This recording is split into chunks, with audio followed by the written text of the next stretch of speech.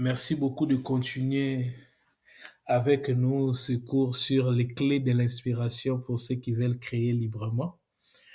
Donc, nous avons parlé pendant nos trois séances précédentes, nous avons parlé des les raisons qui nous ont amenés à mettre en place cette formation, ce cours ou cet échange pour d'autres.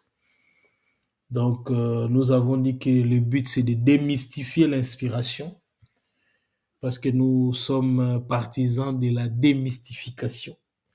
Il vous permet de découvrir et d'explorer ses origines, donc les origines de l'inspiration, de connaître les obstacles qui la freinent et de savoir comment stimuler et surtout de comprendre qu'elle n'est pas une faveur accordée à une catégorie de personnes, mais une ressource accessible à tous.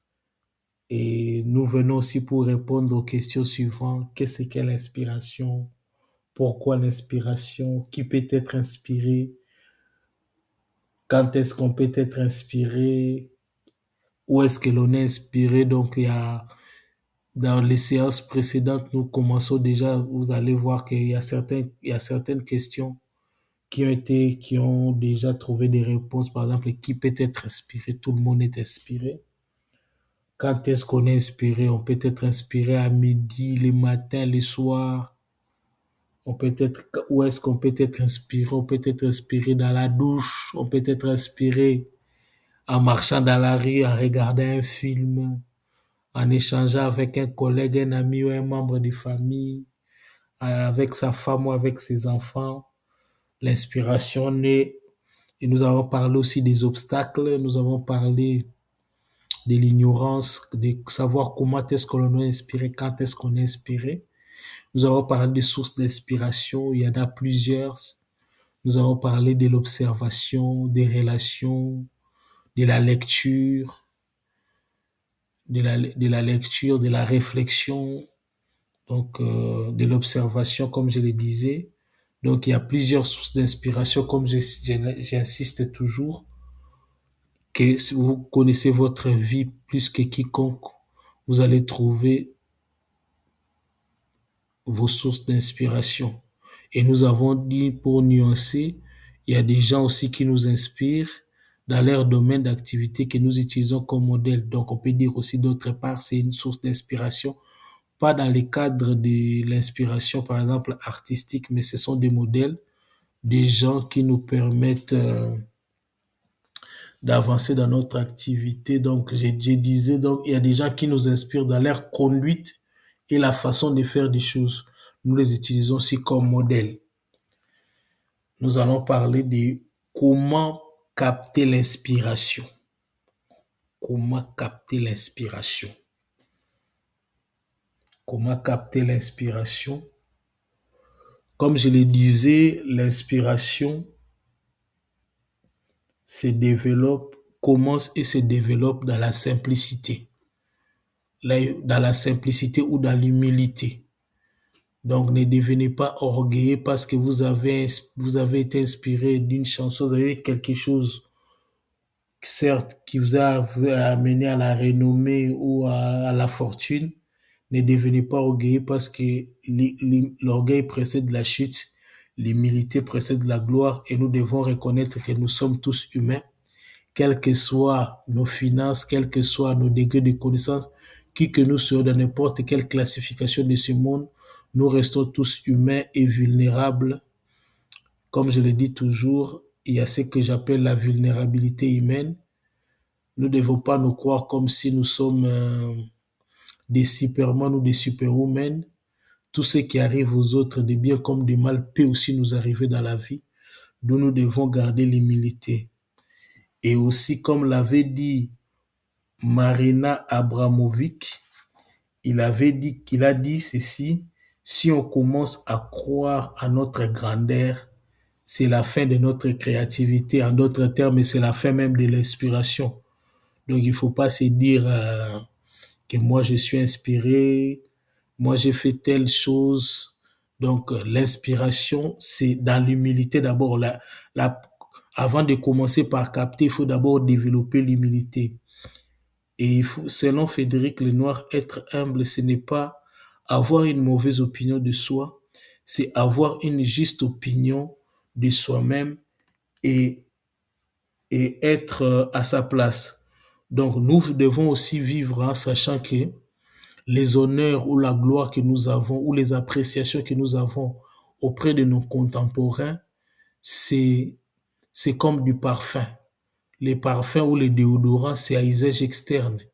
Lorsqu'on les met dans on boit les parfums, ou bien on prend un parfum, ça devient un poison. C'est pourquoi je disais l'humilité précède la gloire, l'orgueil précède la chute. Donc, quand les gens, les honneurs, les appréciations, les bonnes appréciations que nous avons auprès des autres, c'est un parfait, c'est à usage externe. Il ne faut pas l'intérioriser. Ce sont des choses, les honneurs, quelquefois, quand nous les avons, si nous les intériorisons, ça devient du poison et ça risque de nous nuire. Et selon John Updike, l'inspiration arrive dans un sens comme un paquet de matériaux livrés et l'inspiration commence à se développer dans l'humilité.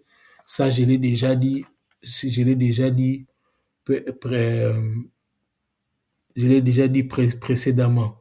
Donc, il est essentiel de considérer les honneurs et les appréciations comme des choses que vous n'avez pas méritées. Et il faut de l'humilité et la foi pour croire à ses premières idées. Et il faut dire aussi un élément qui nuit à l'inspiration, c'est la comparaison et la compétition.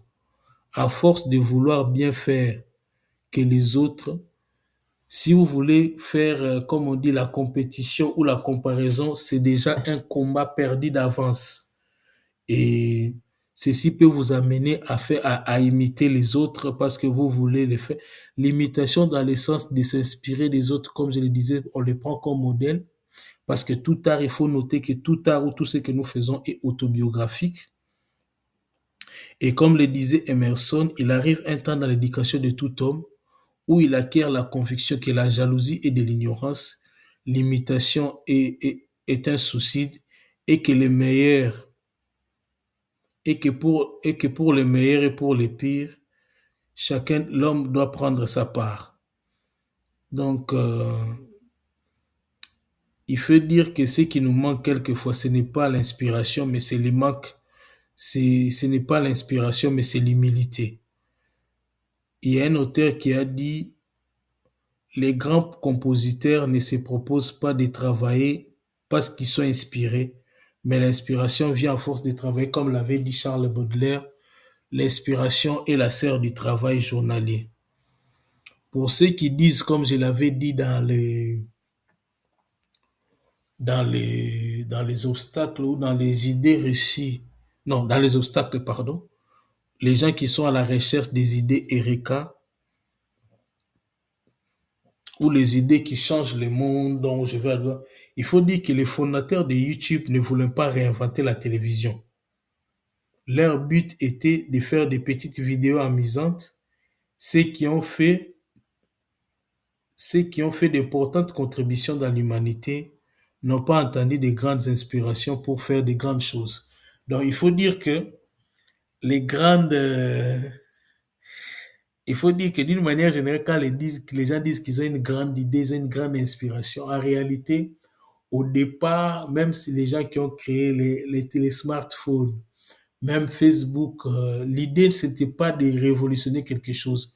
L'idée, c'était de répondre, bien l'inspiration, c'était de répondre à un besoin immédiat.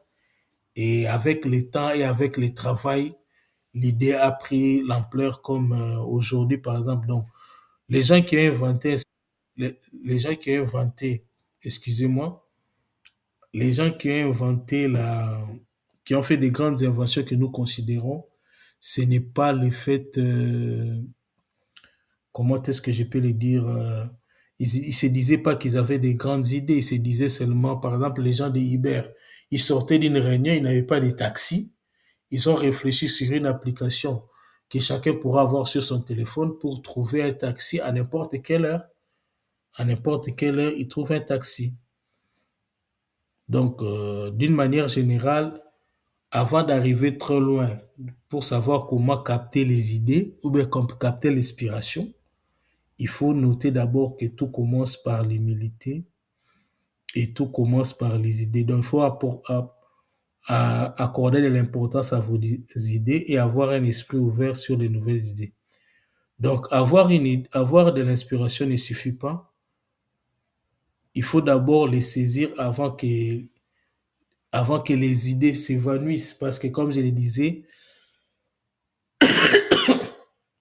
excusez-moi, dans le monde de l'inspiration, il n'y a pas de salle d'attente. Donc, la méthode pratique que moi je peux vous donner pour capter l'inspiration, je l'ai dit déjà précédemment, ne vous attendez pas que vous puissiez avoir une page, même un paragraphe, même si c'est une phrase ou bien un mot, mettez-les déjà à côté. Aujourd'hui, nous avons un outil puissant qui est le smartphone. Dans chaque smartphone, il y a au moins une application pour faire la vidéo, pour faire les photos, pour dessiner, pour enregistrer la voix, pour écrire. Donc, chaque smartphone en a. Comme je le disais, c'est un studio multimédia. Donc, les conseils que moi je peux vous donner pour capter l'inspiration, c'est que premièrement, pour ceux qui ont la possibilité de garder un carnet de notes à portée de main ou utiliser une application de notes sur un smartphone. Les livres, par exemple, c'est une idée mise en œuvre. Les chanteurs ont l'habitude de recueillir les idées en enregistrant sur un dictaphone. Donc, chaque smartphone en a déjà. Il y a d'autres applications même pour améliorer la voix. Vous pouvez écrire vos idées dans un cahier. Moi, je les faisais avant, hein, les idées de mes livres, je les écrivais dans les cahiers avant que je puisse avoir un ordinateur. Et cette pratique ici vous évitera de perdre et vous permettre de vous inspirer à nouveau. Comme il s'est dit, la mémoire étant la béquille de l'intelligence, après avoir eu une idée, lorsque vous les écrivez et même quand vous les réalisez après, vous allez avoir encore de la matière à argumenter, surtout dans les domaines pour ceux qui écrivent des livres, pour ceux qui font des conférences. Quand vous avez une idée, vous les notez quelque part. Au fur et à mesure, vous allez voir, comme je dis, la mémoire est la béquille de l'intelligence. Vous allez vous rendre compte que vous avez déjà avancé petit à petit. Et ce que vous écrivez, vous avez aussi la capacité de les mettre en pratique. Ça, c'est aussi un élément important. Donc, le premier conseil que moi, je vous donne pour capter l'inspiration, c'est de garder un carnet de notes à portée de main ou utiliser une application de notes sur votre smartphone. Le deuxième conseil, c'est d'écrire quotidiennement, même quelques phrases, en fait d'entraîner votre esprit à détecter ou à conserver les idées. Bon, il ne faut pas aussi entrer d'écrire pour écrire, mais d'écrire dans le but de pouvoir vous améliorer dans votre domaine, de pouvoir capter une idée qui vous passe par la tête. Il faut écrire dans le but d'avancer, d'être utile ou de créer entre guillemets. Aussi, il faut s'appuyer sur des déclencheurs. Ça, c'est le troisième, s'appuyer sur les déclencheurs tels qu'un mot choisi au hasard dans le dictionnaire, une citation inspirante. Donc, il y a des déclencheurs de l'inspiration aussi. Et il faut aussi, parmi les conseils que je pourrais capter, accepter les imperfections. Une idée mal formulée vaut toujours mieux qu'une idée perdue.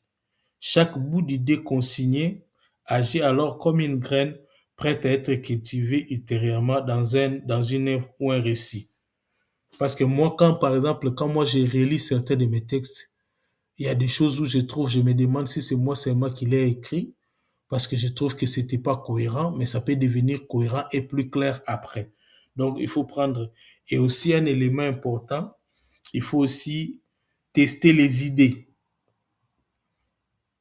Donc, il y a ceux qui vont fonctionner, il y a ceux qui vont pas fonctionner. Moi, quand j'écris un livre, j'essaie toujours d'échanger, même pas en disant que non, ce sont des choses que j'ai développées dans un livre. Non.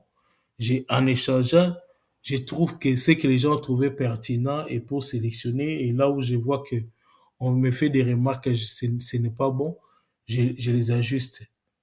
Donc, Les conseils que moi je peux vous donner pour capter les idées, c'est d'abord de garder un carnet à portée de main ou utiliser l'application Notes. Écrire quotidiennement si vous avez la possibilité, parce qu'on est aussi inspiré chaque jour, et s'appuyer sur des déclencheurs, accepter aussi les imperfections et ayez l'habitude de tester vos idées. Donc ça, c'est une manière qui vous permettra aussi de capter vos idées. Donc nous allons parler de comment capter l'inspiration. Comme je l'ai dit toujours, l'inspiration et les idées, c'est comme le soleil. C'est seulement ce qui les capte qui peut les transformer en énergie. C'est ceux qui ont les panneaux photovoltaïques ou les panneaux solaires qui peuvent les transformer en énergie. Et ceux qui font dans notre business les trouvent comme une opportunité d'affaires. Par exemple, ceux qui vendent la glace, les crèmes solaires.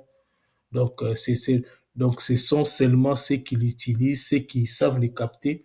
Mais pour tout le monde, le soleil indique qu'il fait jour et tout le monde est inspiré, mais tout le monde ne l'utilise pas de la même manière.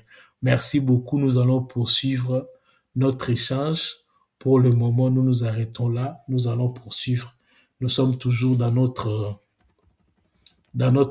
formation, les clés de l'inspiration pour ceux qui veulent créer librement.